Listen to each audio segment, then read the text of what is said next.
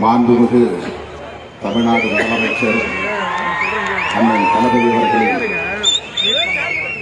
இந்த பிறந்த நாள் விழாவை தலைமை வகித்து சிறப்பித்துக் கொண்டிருக்கிற திராவிட முன்னேற்றக் கழகத்தின் பொதுச் செயலாளர் மதிப்பிற்குரிய அண்ணன் துரைமுருகன் அவர்களே, இந்த மகத்தான விழாவை ஒருங்கிணைத்து வெற்றிகரமாக நெறிப்படுத்திக் கொண்டிருக்கிற சென்னை தெற்கு மாவட்ட திராவிட முன்னேற்றக் கழகத்தின் செயலாளர் மாண்புமிகு அமைச்சர் அண்ணன் மாசு என்கிற மா சுப்பிரமணியன் அவர்களே,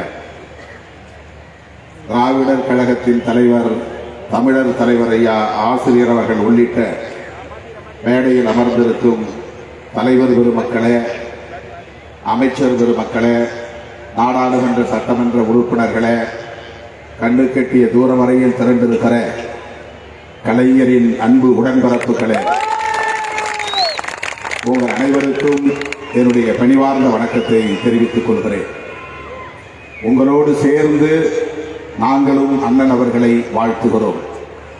நோய் நொடியின்றி 100 ஆண்டுகள் அவர் வாழ வேண்டும். இந்த மண்ணையும் மக்களையும் பாதுகாக்கும் அரணாக அவர் விளங்க வேண்டும். பகுத்தறிவு பகலவன் தந்தை பெரியார் அவர்கள் மூட்டிவிட்ட நெருப்பை, சமூக நீதி நெருப்பை அணையாமல் பாதுகாக்க வேண்டும். முத்தமிழறிஞர் கலைஞரின் கனவை நனவாக்க வேண்டும். எல்லா நலமும் வலிமையும் பெற்று நீடூழி வாழ்க என்று விடுதலை சிறுத்தைகள் கட்சியின் சார்பில் மாண்புமிகு அண்ணன் அவர்களை நான் நெஞ்சார வாழ்த்துகிறேன்.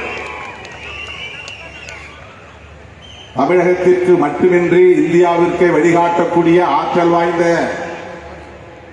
தலைவராக விளங்குகிறார் அண்ணன் அவர்கள். 1969 முத்தமிழறிஞர் கலைஞர் அவர்கள் மத்திய மாநில அரசுகளுக்கு இடையிலான உறவுகள் குறித்து ஆராய்வதற்காக PV ராஜமன்னார் குழுவை அமைத்து இந்தியா முழுவதும் ஒரு அரசியல் தாக்கத்தை ஏற்படுத்தினார். முத்தமிழறிஞர் கலைஞர் அவர்களுக்கு இருந்த பரந்துபட்ட பார்வை அனைவரையும் ஈர்த்தது.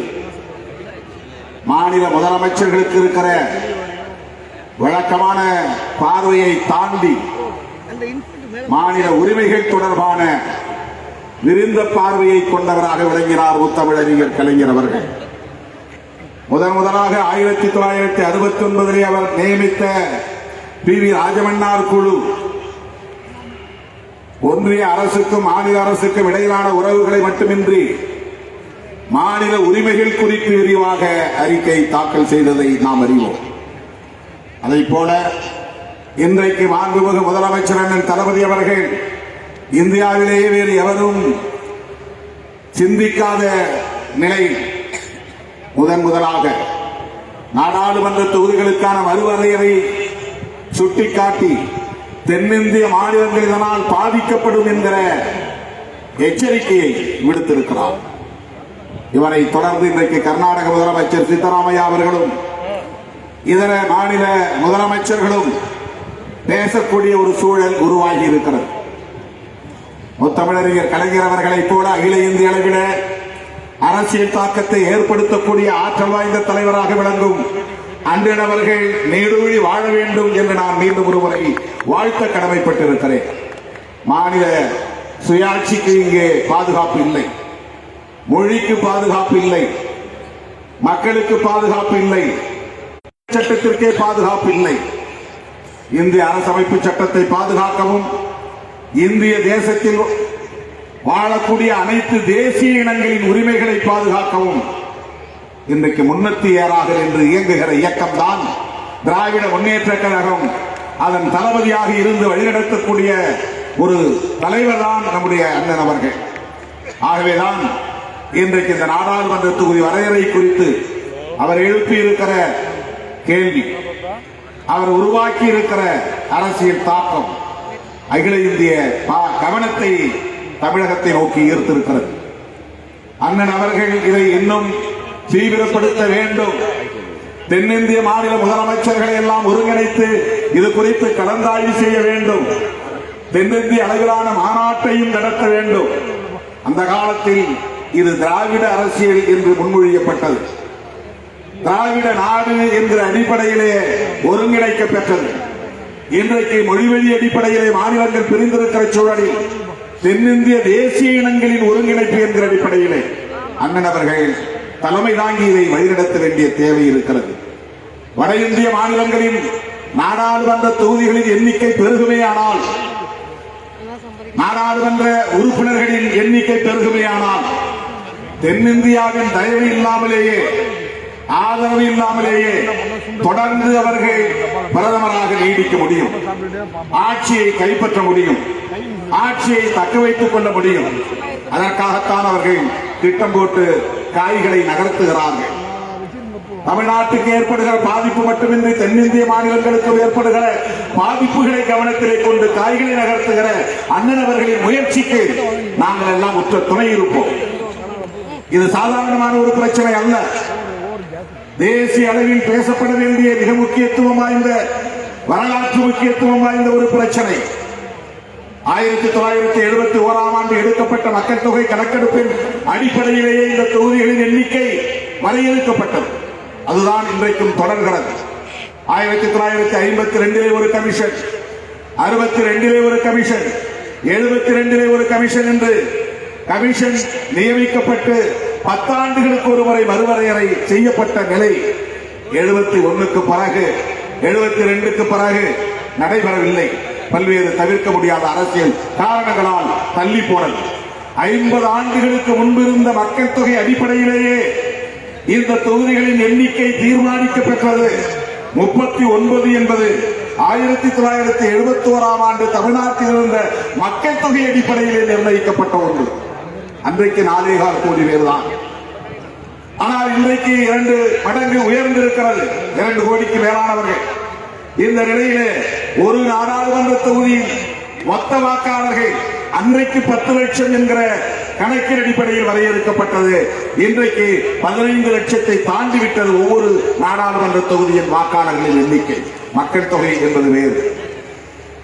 இப்படிப்பட்ட சூழலில் இந்த மறுவரையறை தேவைதான், நாம் மறுக்கவில்லை.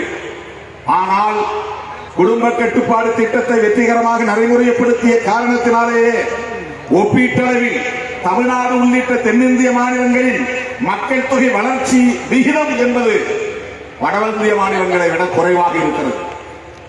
இன்றைக்கு உத்தரப்பிரதேசத்தின் மக்கள் தொகையை தமிழ்நாட்டின் மக்கள் தொகையோடு ஒப்பிடுகிற போது தமிழ்நாடு மிகவும் பின்தங்கிய நிலையிலே இருக்கிறது. இந்த நிலை நீடித்தால் தமிழ்நாட்டில் தமிழர்களின் எதிர்காலமே கேள்விக்குள்ளாகும் என்ற நிலை. எல்லோரும் இப்போது திருமணம் செய்தால் 2 குழந்தைகள் என்ற நிலை மாறி ஒரு குடும்பத்திற்கு 1 குழந்தை என்கிற நிலை உருவாகி இருக்கிற சூழலில் எதிர்காலத்தில் தமிழர்கள் எண்ணிக்கை என்பது மிக வெகுவாக குறையும்.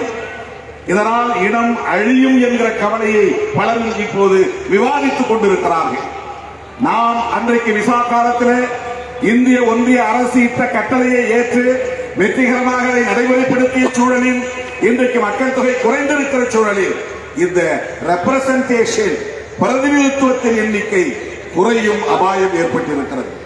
நம்முடைய பார்லிமெண்டரி டெமோக்ரசி என்பது ரெப்ரசன்டேட்டிவ் டெமோக்ரசி என்பதுதான், மக்கள் பிரதிநிதித்துவ ஜனநாயகம் இது.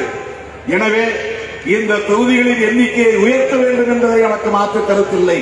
ஆனால் இந்தியா முழுவதும் ஒரே அடிப்படையில் இந்த உயர்வு இருக்க வேண்டும். மாண்புமிகு முதலமைச்சர் அவர்கள் இதை முன்மொழிய வேண்டும். எல்லா மாநிலங்களுக்கும் சராசரியாக 20% இடங்களை உயர்த்தலாம் என்கிற அடிப்படையில் ஒரு ஆலோசனையை வழங்கினால் நம்முடைய எண்ணிக்கை கூடும், எல்லா மாநிலங்களிலும் அது பொருத்தமாக அமையும் என்கிற ஒரு வேண்டுகோளை வைக்க நான் கடமைப்பட்டிருக்கிறேன். இதை மறுக்க முடியாது, மறுவரையறை கூடாது என்று சொல்ல முடியாது. மக்கள் தொகை அடிப்படையிலே மறுவரையறை செய்யப்பட்டால் தமிழ்நாடு கடுமையான பாதிப்புக்குள்ளாகும், 8 தொகுதிகள் குறையும் என்கிற கணக்கை அண்ணன் அவர்கள் அண்மையிலே எடுத்துச் சொன்னார். இது பொய் என்கிற அடிப்படையிலே அமித்ஷா சொல்லிவிட்டு போயிருக்கிறார். மக்களை ஏய்ப்பதில் அவர்கள் வல்லவர்கள். அரசியல் கட்சிகளையே ஏமாற்றுவதில் வல்லவர்கள், கூடி பழகி அவர்களை அழித்தொழிப்பதிலே வல்லவர்கள். அப்படிப்பட்டவர்களின் கைகளில் இந்த நாடு சிக்கிக் கொண்டது. ஆகவே பகுத்தறிவு பகலவன் தந்தை பெரியார் முன்மொழிந்த சமூக நீதி அரசியலுக்கே வேட்டு வைக்கக்கூடிய ஒரு கும்பலின் கைகளில் ஆட்சி அதிகாரம் சிக்கியிருக்கிற சூழலில் எல்லா வகையிலும் நமக்கு ஆபத்து சூழ்ந்திருக்கிறது.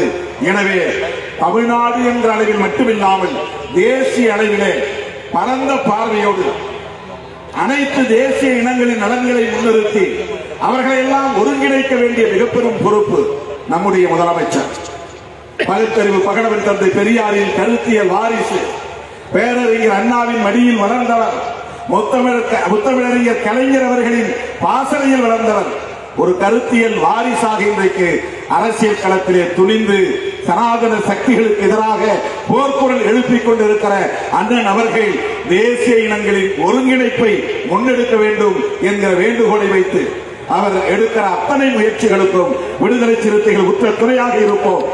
மீண்டும் இந்த மண்ணில் உங்கள் தலைமையிலான ஆட்சி அமைவதற்கு விடுதலை சிறுத்தைகள் உற்ற துணையாக இருப்போம். அப்போதுதான் பெரியாரின் கருத்தியலை பாதுகாக்க முடியும், புரட்சியாளர் அம்பேத்கரின் சிந்தனைகளை பாதுகாக்க முடியும், மாமேதை மார்க்ஸ் கண்ட கனவை நனவாக்க முடியும், உழைக்கும் மக்களின் நலன்களை பாதுகாக்க முடியும், ஒட்டுமொத்த தேசத்தையும் அரசமைப்பு சட்டத்தையும் பாதுகாக்க முடியும் என்று நம்புகிறோம். அந்த வகையிலே உங்களை நான் நெஞ்சார வாழ்த்துகிறேன். உங்களோடு என்றென்றைக்கும் விடுதலை சிறுத்தைகள் உற்ற துணையாக இருப்போம் என்பதை சொல்லி வாய்ப்புக்கு நன்றி கூறி முடிக்கிறேன். நன்றி, வணக்கம்.